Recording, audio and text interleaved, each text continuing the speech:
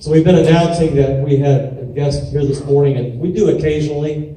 About a month ago, I guess it was, we were just talking. I met this young man, and we are excited about having him here today in our chapel.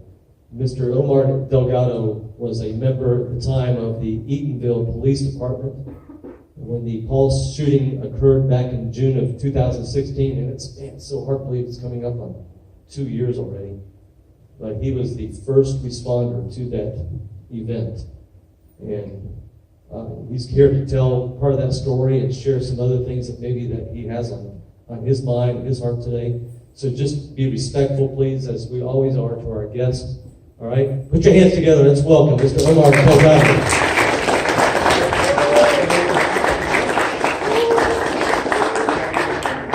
Thank you, guys. Thank you. I appreciate showing me the love and the hospitality here in your house. So, again, my name is Omar Delgado. I was one of the first responders from the town of Eatonville. Does anybody know where Eatonville is? Yeah, a couple of you guys know. All right, cool. First responder from there. Been there for about 9.5 years. And during my time, it's like any law enforcement, you have your ups and downs, you have your troublesome situations. But I'm here today to talk to you guys about June 12th, 2016. That's the night that changed a lot of lives throughout the community. Personally changed my life forever, unfortunately. And that night was, I guess, a typical Saturday night. It was a weekend. Usually on the weekends, Orlando Police Department or Orange County Sheriff's Office, they usually request assistance, because there's always a fight or something that occurs in downtown or something like that. Unfortunately, that night was a little different. That night was when that call came out. It was the Orlando Police Department needed assistance, and in Eatonville we have a kind of like a betting game, a joke per se, to see how far we can get on I-4 before they call us back and turn us around and say, thank you, but we got all the help we needed. We usually, I think the record is Princeton, the exit, and we usually come back around and head back. Obviously that night was different. I started heading out. I went out, lights and sirens, it's 2 o'clock in the morning, there's nobody on the interstate. From Eatonville to Orlando, I got there pretty quick. It wasn't until I got off on Anderson, right next to the Orlando Magic Arena, when I got an update stating that it was an active shooter inside Club Pulse with multiple casualties down. I heard it, still didn't register. I was now literally a few blocks down. So when I pulled up, I only saw like maybe 4 or 5 police cars there. And I first thought I was in the wrong place, because when that call comes out, there's cops from everywhere. There's hundreds of them. When I got out off scene, I'm looking at the 7-Eleven. People are coming in and out of 7-Eleven still. Traffic still flowing. And I saw a couple OPD officers on the corner hiding behind this light box. And I asked them what they had, and they said there was an active shooter inside the Club Pulse. And I had no idea where it was at. So they're pointing to where the club is. And unfortunately, at that time, that's when you hear his assault rifle. And it was just, ta, ta, ta, ta, ta, ta, ta. He did not stop. It was at least 30 rounds. And at that point in time, you start seeing all these people that were inside. They're now running out. And it was total, complete chaos. Now you're looking at hundreds of people coming out of a couple exits, and now I'm trying to make my way inside that club. You're hearing people screaming, yelling. Some of them were covered in blood. This total chaos. I finally make my way inside, and I look at probably 20, 25 bodies. And just being naive, I started yelling, "Get up, get up. You know, the police are here. We're here to help you guys." But reality sunk in pretty quick. And I realized that the reason these people weren't getting up is because they were down. A lot of them were down. But then it was total silence. As quiet as this room is right now. No music was playing, nothing. All you can hear is the lights flickering on and off from like the TV monitors and the disco light and so forth. And at that point, we're just like, okay, what is going on? Because we didn't see the shooter. Not seeing him in here, in that room, just like it is now, I'm looking and I don't see him. Didn't know he was now buried in the bathroom. All this information came much, much later. And unfortunately, it came in later because my radio wasn't working. That was my lifeline, my dispatcher. She's the one that gives me all my information. She tells me what's going on and so forth. Unfortunately, that night I was per se by myself. Nobody else in my department came. There were just OPD officers and Orange County deputies there. Once inside, behind me, there was an OPD officer that saw somebody move and yelled, "Hey, I need help, let's move him." And they took this gentleman out. And then I grabbed my flashlight out and I started scanning the floor. And I noticed a couple people move and I went into action. I put my gun away and I started pulling people out. And one of the gentlemen that I pulled out, his name is Angel Cologne. I didn't know who he was, obviously, that day. Met him a couple days later. I remember him, we had a little conversation. He begged me to carry him out. And I told him I couldn't because the floor was full of blood, a lot of glass. Excuse me, it was very, very slippery. I knew I wasn't going to be able to pick him up. He didn't weigh much, but I knew I wasn't going to be able to. So I dragged him. I grabbed him by his arms and I dragged him out. And one of the sounds that I will always remember is when I dragged him over the threshold, there was a glass bottle that was already broken. And when I pulled him, it cut his back of his hamstring. And so now if you look at his leg, it kind of goes in like this because a chunk was taken out from him. He didn't even feel that because Angel was shot 6 times. And during the stampede of everybody trying to get out, just imagine if you guys all had to get out right now through that door and that door, would you guys be able to? In the heat of the moment, every man for himself, right? Because, that's technically how the human body works. It turns into this fear, and now you're just trying to save yourself, which is common. But let's say if this young lady fell, and now she's in the way, are you guys going to pick her up and move her out the way? When there's somebody behind you shooting with an assault rifle? Unfortunately, not. So what happened was all these people just stampeded right over him. They stepped on him, and they broke his left femur. It shattered. So he wasn't able to get up. But when I dragged him out, that was one of his the glass cutting was the least of his pain. Great to know that he lived. They took him over to the hospital and, wound up getting several surgeries and so forth. That was, the only highlight of that day that I met somebody in one of the worst conditions possible. But one of the things that traumatized me to this day is hearing cell phones ring. Who all here has an iPhone? I'm sure like everybody here has an iPhone, if not the Android lovers.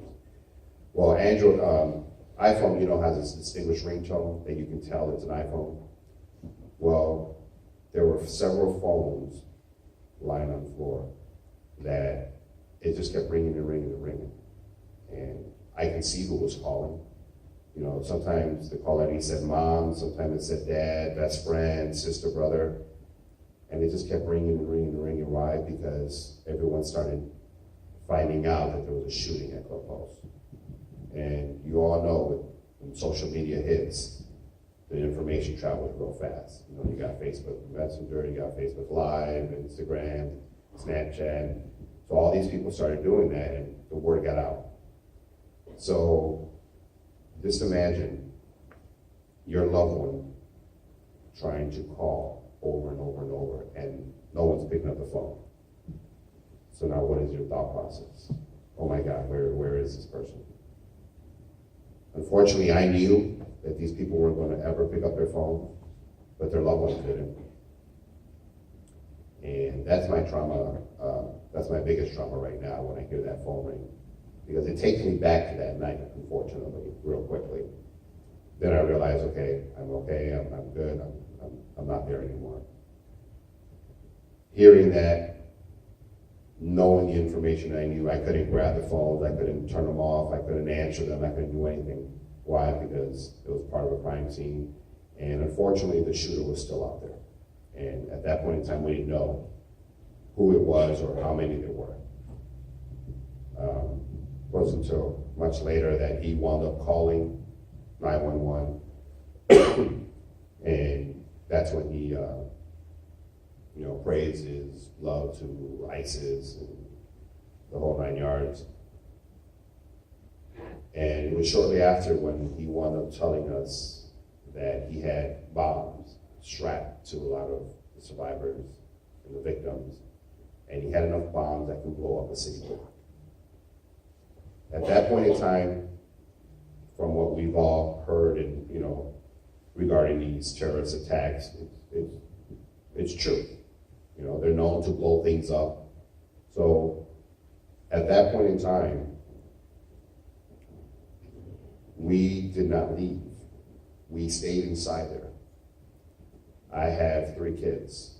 I have a 20-year-old, an 11-year-old, and a 9-year-old. And that should have been my number one priority. I should have just said, you know what, the heck with this, I'm out. I got kids. I want to live. But unfortunately, that's not what occurred. I stayed inside because we knew there were more people coming out.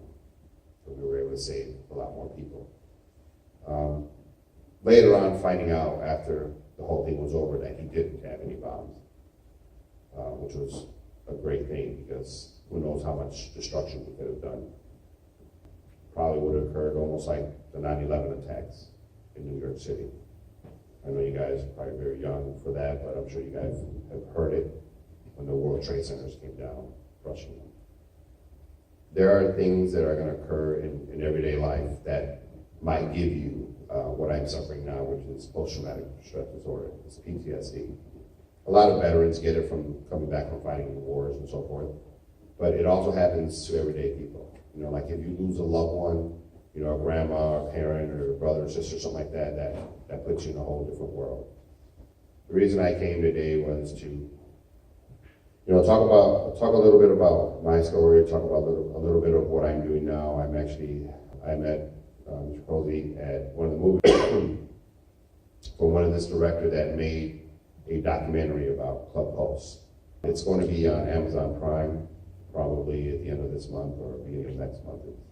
I've been on several documentaries since this tragic. There's one on Showtime.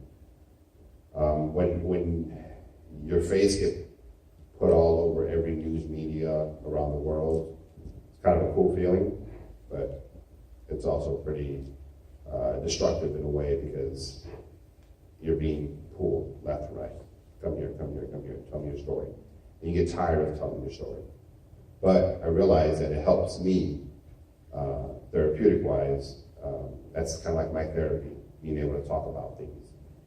Not keeping it bottled up inside like I did, because let me tell you guys, there was plenty of times where I did not want to get out of bed. I didn't want to speak to my kids. I wanted to just be home. I didn't want to go outside. I didn't want to go to the mall. I didn't want to go to movie theaters. Nothing. And I knew it was happening, but I couldn't control it. And it's kind of weird because, I've always been able to control everything.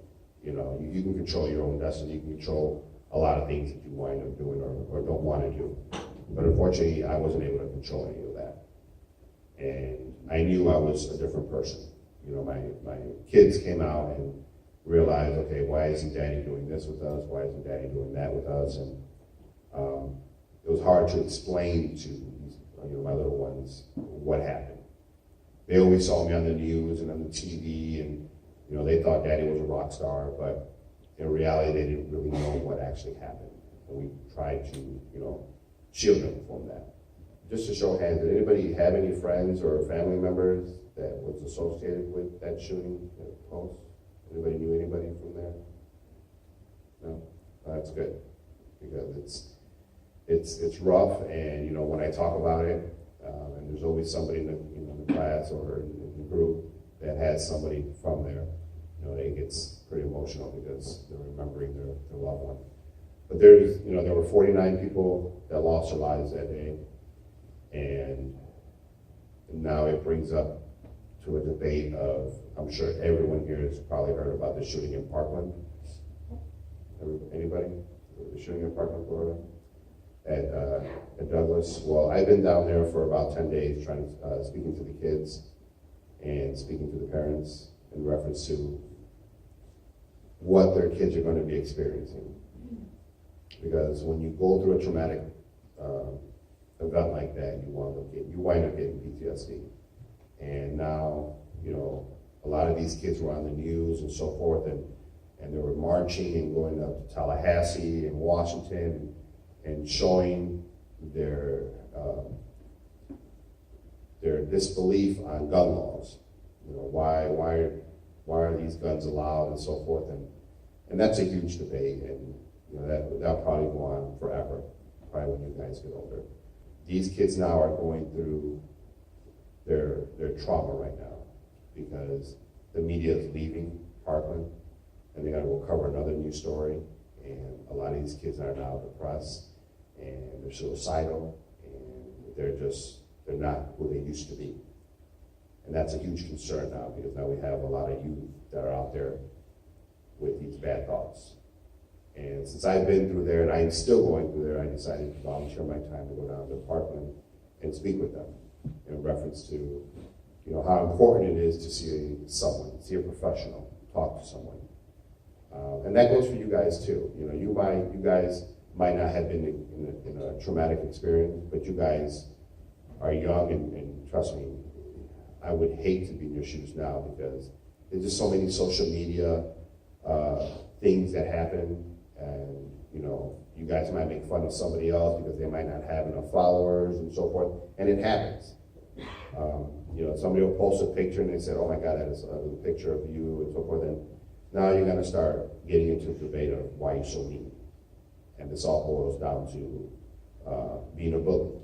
Kid over in Parkland, when he went back and shot these people up, he was going through some things, but he was also bullied. He didn't come from a nice family. His parents didn't give him the best. So, when you're seeing as seniors driving in BMWs and Mercedes and so forth, and you're walking to school, or you're taking the bus, or you're on a skateboard, you obviously know you're not in the same category as they are.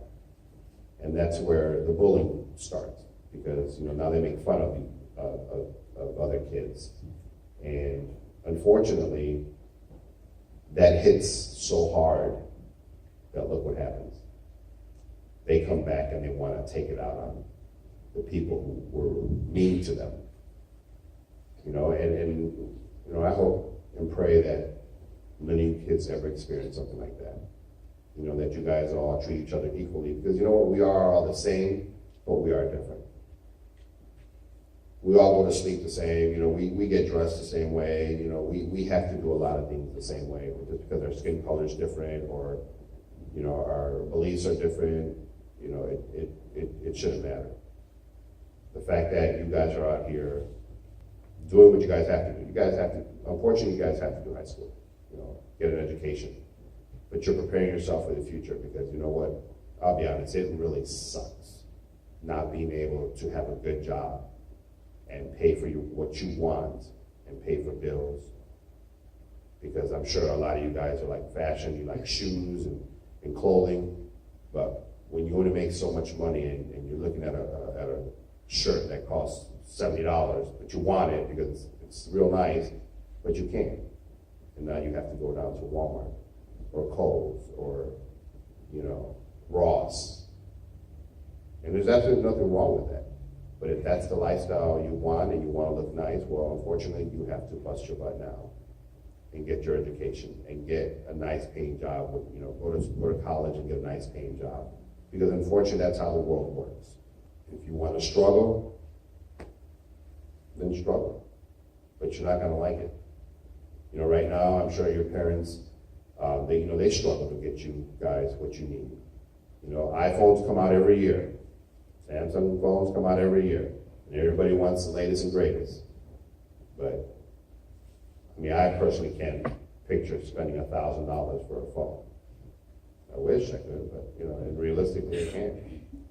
Does anybody have any questions for me? Anything that, they might want to know a little bit more in depth on what happened on the night of June 12th? And it's unfortunately considered one of the worst massacres that happened here on U.S. soil. It was one of the worst terrorist attacks here on U.S. soil. Yes. No, unfortunately, no. Because of what I experienced, I tried to get help. I wanted to seek professional help, psychiatrists. And unfortunately, my department started saying, okay, well, wait a minute. We can't get him back on the road right now. And they didn't want to wait. So they found a way they just wound up terminating me.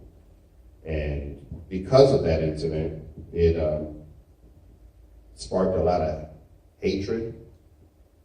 I was getting phone calls from people across the country in disbelief that they fired me. The police department, the town hall, the mayor, the chief was getting nasty phone calls from everywhere around the country.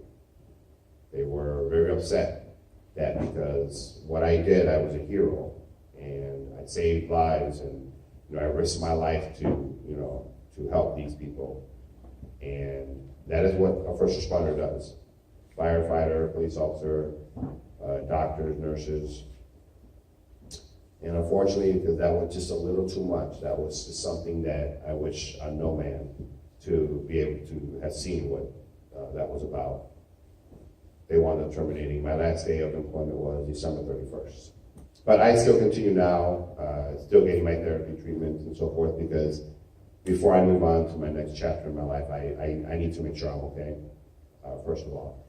And it's hard to admit that you have an issue, but I didn't care, because I didn't like how I was feeling. I didn't like being a part of my family, my friends. I didn't hang out, I didn't go play ball, I didn't do any of that anymore, and I hated it.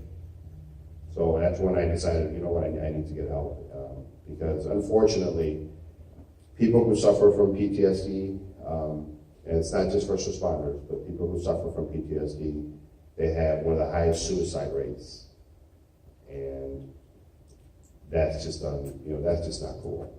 You're literally now going to end your own life because of this disease. But there's help, and that's why I needed to go out and get that help, because I knew I didn't want to be one of those people. I love my kids, I love coming out, speaking to you guys, hopefully encouraging you guys. But that was one of the main reasons I wanted to get help. It was my pleasure being here today, guys. I want to thank you guys for listening and inviting me out here. Be nice, be kind to your fellow classmates, your adults, respect them. They'll go a long way, trust me. It'll go a long way. Thank you, guys.